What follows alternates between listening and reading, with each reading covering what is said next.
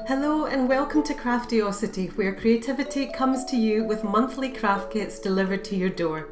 This month we're making a natural dye slow stitch project bag.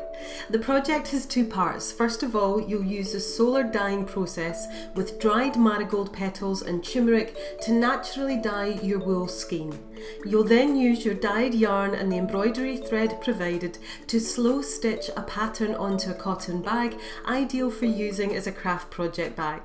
Inside your kit, you'll find your dried marigold petals, your dried turmeric powder, embroidery needle and yarn needle, your skein of wool, 2 wooden sticks, your embroidery thread, a cotton drawstring bag, and your embroidery hoop.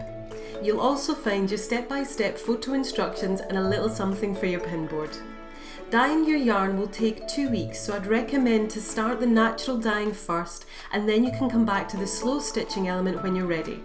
Unwind the skein of undyed yarn and lay it out flat in a circle. Locate the 3 ties around the skein and untie them or carefully cut through them, then identify the 2 tail ends of the yarn. To prevent tangles, place your 2 large jars inside the unwound skein at opposite ends. We're going to create 3 15-metre mini skeins out of the big skein. To do this, measure out 1 metre first, then use this as a guide to unwind 15 metres from the main skein. Repeat this twice more. Don't wind your 3 15-metre mini skeins of yarn into balls, but wrap them loosely around the length of your arm to form mini skeins.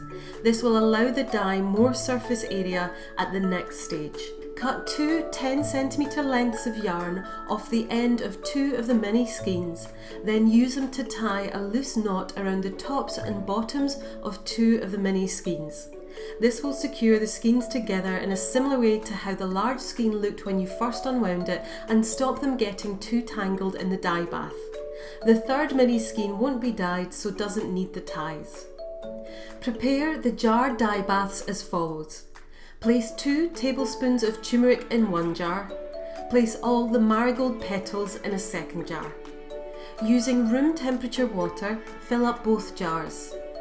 Fill the jar with the marigold petals with water only and secure the lid.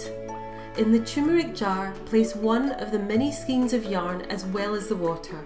Use a wooden stirrer to insert and gently stir the yarn to prevent the turmeric dyeing your nails and hands. Secure the lid.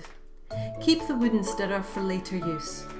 Place the marigold dye bath and the turmeric and yarn dye bath onto a sunny or bright windowsill for a week. Open each jar and gently stir every day before replacing the lid. After 1 week on a sunny or bright windowsill, strain the marigold petals out of the dye bath, but make sure you keep the water, that's the bit that we want. Strain the marigold petals out using a sieve or scrap fabric and discard the petals but keep the water.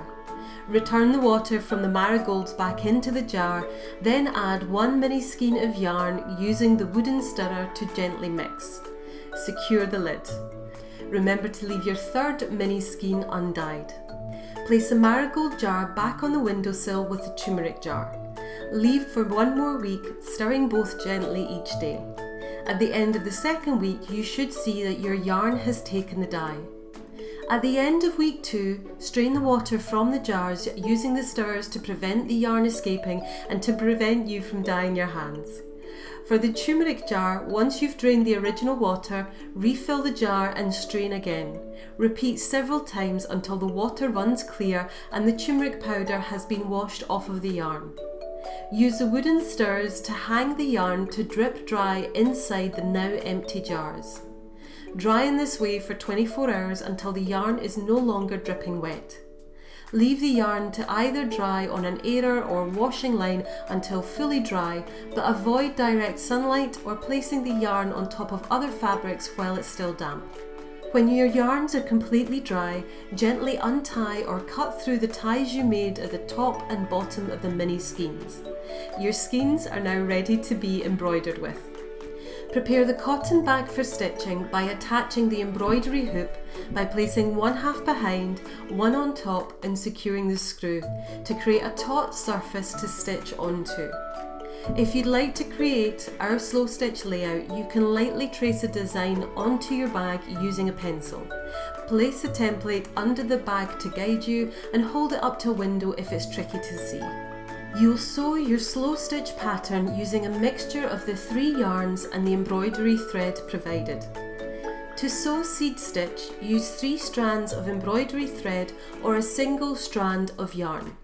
Thread the needle and tie a knot in one end. Sew from the inside of the bag to the outside and bring the needle down to the back again about 2 to 3 millimeters away, then up to the front of the fabric again, a little distance from that. Repeat this process, keeping an even distance between the up and down for all stitches. Allow the distance between each stitch to be similar, but angle the needle in different directions each time to create a scattered seed pattern. Build up the seed stitch coverage by changing the direction of your needle each time when inserting the needle back into the fabric. Use a seed stitch to fill in areas such as this circle in our design, or to sew in curved or straight lines to create larger shapes.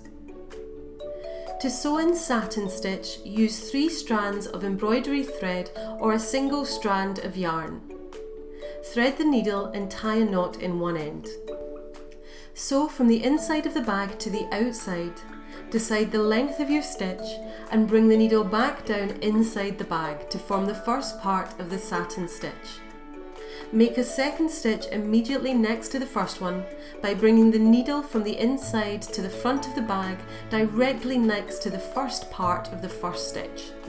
Align the body of the second stitch right next to the first stitch and then bring the needle back down close to or next to the way you came back down before in the first stitch.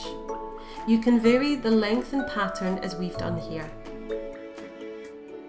Repeat in this way using the satin stitch to fill in areas of the bag or to create a pattern by satin stitching in blocks of colour next to each other. When satin stitching in a curve, you'll need to increase the number of stitches as you get towards the outside of the curve to fill the area.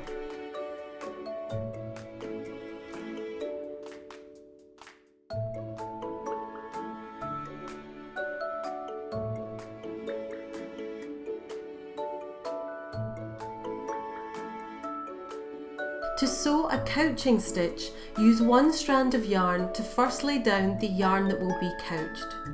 Sew from the inside to the outside of the bag, then back down where you want the couching section to end.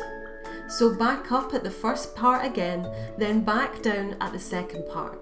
Do this 5 times more until you have 6 stitches all sitting on top of each other. Secure the yarn on the back of the bag and trim. Using 3 strands of embroidery thread or 1 strand of yarn, thread the needle with a second colour. Sew up from the inside of the bag to the front around 2 millimeters from the end of the yarns waiting to be couched. Bring the new colour horizontally across the body of the yarns and back down on the other side, forming a horizontal stitch across the yarns. Pull the stitch gently to encase the yarns underneath and you've formed your first couching stitch.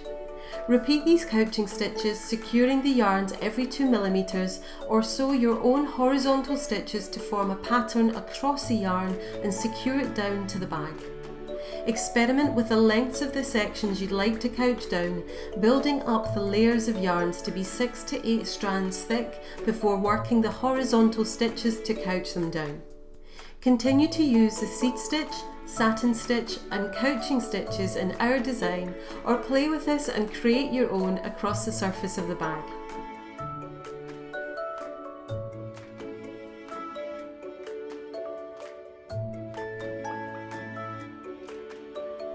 You'll need to move your hoop to reach different areas of the bag. Just ensure that the fabric is taut each time. To work satin stitch across a larger shape, you may want to use a pencil outline to guide you. Place the base of the satin stitches closer together and spread out the top of the stitches to fan the stitch out over an area like this. As you work your 3 stitches and the design, consider the placement of the 3 colours and try to include a little of each of the 3 yarns and the embroidery thread evenly across the bag to balance out the design. And well done, your project bag is complete. Thank you so much for watching. We hope you've enjoyed this tutorial and we look forward to welcoming you to the next craft kit project next month.